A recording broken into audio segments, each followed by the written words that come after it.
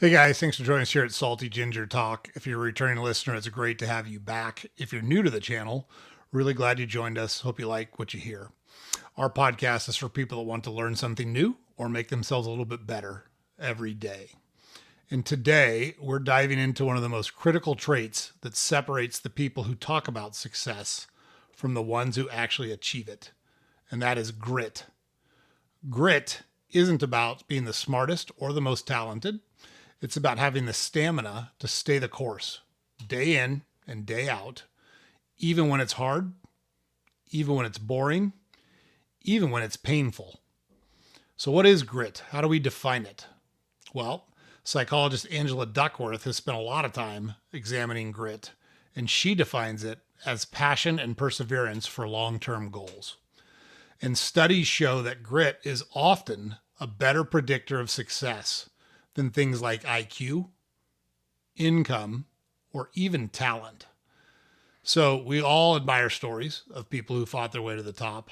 What we don't think about is that with almost every one of those stories, there is someone who kept going when most people would have quit. So today, we're going to give you 5 practical tips to help you develop grit, along with real world examples and actionable takeaways that you can apply to your life starting today. So, without further ado, let's just get into it. So, tip number 1 is to commit to a long term goal. The first step to developing grit is locking in on a goal that truly matters to you and committing to it for the long haul. So, gritty people aren't flash in the pan, they don't get lucky. Gritty people are people that stick with something for years, not days, not weeks, not months. They don't bounce around from one thing to the next the minute they hit friction or get pushback. Howard Schultz, the man behind Starbucks, is a good example. So Howard Schultz grew up in a housing project in Brooklyn, and he saw firsthand what financial insecurity looked like. When he joined Starbucks, it was a small chain of stores selling coffee beans. Schultz had a bigger vision, a national cafe-style coffee experience. He was rejected by over 200 investors when he tried to raise money. 200 investors rejected Starbucks. Most would have walked away. He did not. So fast forward to today. Today, Starbucks has over 30,000 locations worldwide, and Howard Schultz is a billionaire. So how do we handle tip 1? How do we commit to a long-term goal? Write down, the action step here is write down one long-term goal that you care about deeply. It's got to be something meaningful to you, not trendy, not cool. If it's trendy and cool, fine. But if it's important to you and you're going to commit to it for years, great. Because we're asking you to commit to it for 2 years, no matter how hard it gets. Put it somewhere visible, like the mirror in front of you brush your teeth in the morning or where you get ready every day, on your refrigerator, on your coffee maker, wherever. Somewhere you're going to see that thing first thing every day. And revisit it daily to remind yourself of your mission. So, committing to a goal is important. A lot of people don't set the goal. Now, the goal in of itself is not going to get you there because we've used this example a lot. Every NFL team's goal at the beginning of the season is to win the Super Bowl. The team that wins the Super Bowl didn't just set the goal better than the other teams that set the goal.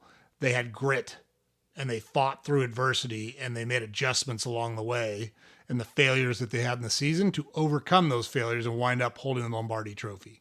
So, very important to set the goal, but the goal itself is not going to get you there. What is going to get you there? That will go to tip number 2. You need to learn to embrace boredom and repetition. Boredom and repetition. The reality is, progress isn't glamorous. It'd be great if it was. It's just not. Mastery often looks like repetition and routine. Gritty people understand that doing the same thing over and over, especially when it's boring and mundane, is how you get better. Let's use an athletic example here. Simone Biles. She's the most decorated U.S. gymnast of all time. Her routines wow the world. It's amazing what she can do in the gymnastics arena. But What we don't see is behind those gold medals are years of monotonous drills and muscle memory work.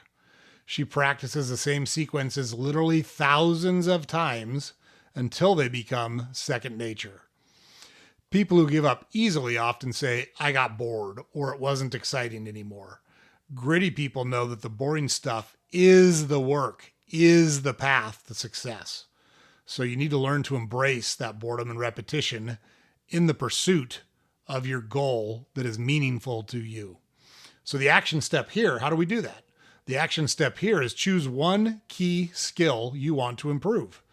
Maybe it's public speaking. Maybe it's sales. Maybe it's writing. Maybe it's a trade. But you're going to set aside 30 minutes every day. I don't mean 5 days a week. I don't mean 4 days a week. I mean every day to practice it deliberately. You're not going to skip it because you're tired. You're not going to skip it because you're busy. You're not going to skip it because you're unmotivated. You're going to get the reps in, and you're going to track those reps and keep score with yourself. Create a competition with yourself. How many days in a row can I meet my goal and practice my repetition for whatever it is, whatever skill it is that I've decided to focus on? So that's tip number 2, embrace boredom and repetition. Tip number 3, you've got to reframe failure as feedback. And we talk about that a lot on this channel. Failure isn't the end. It's the tuition you pay on the road to success. Gritty people don't get crushed by failure. They analyze it. They ask questions. What went wrong? What can I learn? How do I improve? What do I have control over that I could do differently? Let's look at Sarah Blakely, the founder of Spanx. So when she started Spanx, she had no background in fashion or business. And in fact, she had planned on going to law school, but she was scoring poorly on the LSATs. Her dad was an attorney, and she wanted to follow in his footsteps. But when she took the LSATs, which is the qualifying test to get you into law school, she didn't do well on it. And then she, through a series of events, came up with this idea for Spanx, the undergarment for women.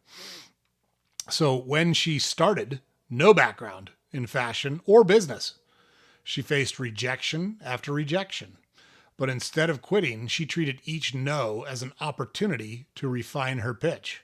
In fact, she even kept a journal of her failures, not her successes, her failures, because her father taught her that failing is a sign that you're trying. John Wooden said the same thing. John Wooden said, I know a doer makes mistakes. People that are doing things make mistakes. If you haven't made any mistakes, it's because you're not trying hard enough and you're not pushing the envelope enough. So why don't you start your own failure log? Every time something goes wrong, write it down and ask yourself those 3 questions. What happened? What did I learn? What can I do differently next time? Make the failures a part of your growth system. They're not a dead end. They're only that way if you perceive them that way. So we've got to learn to accept failure as feedback, learn from it, and use those learnings in future endeavors. All right? Okay. Tip number 4, you got to build mental toughness through adversity. So you are going to face adversity in your life. That's a blanket statement. We rarely make blanket statements, but everyone will face adversity in their life. It's not optional. How you respond to it is optional. You have a choice on how you respond to adversity when you encounter it. People who develop grit learn to lean into discomfort. They accept that discomfort's part of the process, and they put themselves in situations intentionally to experience discomfort. They build mental toughness by choosing to do hard things on purpose. It's like a muscle, and it grows when you use it, and it atrophies when you don't. Let's look at David Goggins. David Goggins is a former Navy SEAL and an ultramarathon runner now. He went from being 300 pounds and working as an exterminator to becoming one of the world's toughest endurance athletes. His secret? He chose suffering. He talks a lot about how important it is to be uncomfortable and suffer every day. He deliberately sought out painful experiences, cold, hunger, long distance runs, painful stuff because they forged his mindset. By experiencing those things over and over again, he developed mental toughness through them. Now, you don't have to go to that extreme, but you do need to get comfortable with being uncomfortable. Super, super important. So the action step here is do something every day intentionally that makes you uncomfortable. You've got to build mental toughness through that adversity. So take a cold shower every day. Say, 30 seconds. I'm going to put the shower as cold as I can and tough it out for 30 seconds. Have a difficult conversation. Wake up an hour earlier and train or study. Find something to do every day that makes you uncomfortable, that's hard, that you've got to fight through. At the end of the day, write it down. What did I do that was hard today? How did I handle it? That's going to sharpen your edge. It's going to make you seek out challenges. It's going to make you push yourself for higher goals, to higher thresholds, and it's going to sharpen your edge. So super, super important. And then tip number 5, surround yourself with gritty people. We are the sum of the 5 people we spend the most time with. And like anything else, grit is contagious. If you're surrounded by people who quit when things get hard, you're going to quit too. When you hear people make excuses and tap out, you're going to start making excuses and tap out. But if your circle is full of grinders, people who push, people who improve, people who endure, that becomes your new normal too. You will exhibit those same behaviors if you surround yourself with people that have those behaviors. So, one example is Alex Honnold. He is a free solo climber who scaled El Capitan with no ropes. So El Capitan's a big rock. I think it's in Yosemite if I remember right.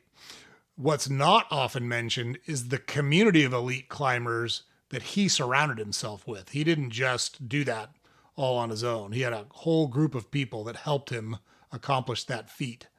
People who pushed him, people who trained with him, people who shared the same obsession with mastery. Without that environment, that goal might never have been possible for Alex. But he did surround himself with those people. They did do the hard work. They did embrace discomfort. They did learn from their failures. They did all the things we're talking about here, and collectively they helped him reach that goal. So what's our action step here?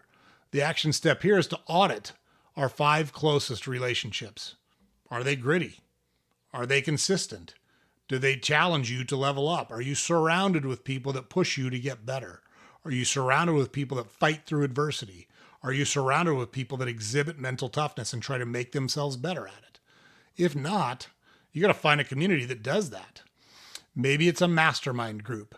Maybe it's a fitness challenge. Maybe it's a trade association. Anywhere where people are chasing hard goals and holding themselves accountable. That's the group of people you want to surround yourself with. That's the group of people you want to spend time with. That's where you're going to get the biggest bang for your buck. You want to be around people who are like-minded to you. People who are pushing, people who are grinding, people who are developing grit. That's who we want in our circle. So, okay, there's our 5 tips. Let's just recap them real quick. Number 1, you got to commit to a long-term goal that's meaningful to you. And a long-term goal means 2 years. We're talking about 2 years here. You're going to commit to something for at least 2 years. Number 2, you're going to embrace boredom and repetition. It's that boredom and repetition that's going to build the muscle memory, build the grittiness, build the mental toughness that you need to achieve that goal. Tip number 3, you got to reframe failure as feedback. Failure is simply an outcome you did not want, and you can learn from that outcome if you choose to do so. How you react to it is important. You're not going to avoid adversity because you have to understand everyone in life is going to face adversity. What you have to do is decide how you're going to react to it. Okay? That goes to tip number 4 that we talked about. Build mental toughness through adversity. Force yourself into adverse situations. Force yourself to take on uncomfortable situations. Do something difficult or hard every day to build that mental muscle that's going to help you develop the grit. And number 5, you're going to surround yourself with other gritty people. People who think the way you do. People who are pursuing something the way you're pursuing it. People who won't just give up at the first sign of pushback or hard times. Those are the people that are going to help you get to where you want to be. Now, look, you don't have to do all 5 today, but pick one and just get after one of them and then incorporate another one, right? Just one.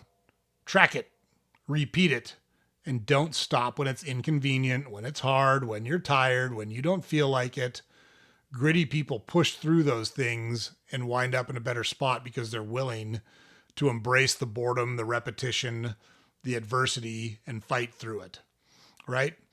And look, at the end of the day, grit is not something you're born with. It's something you earn and develop through consistent action over time.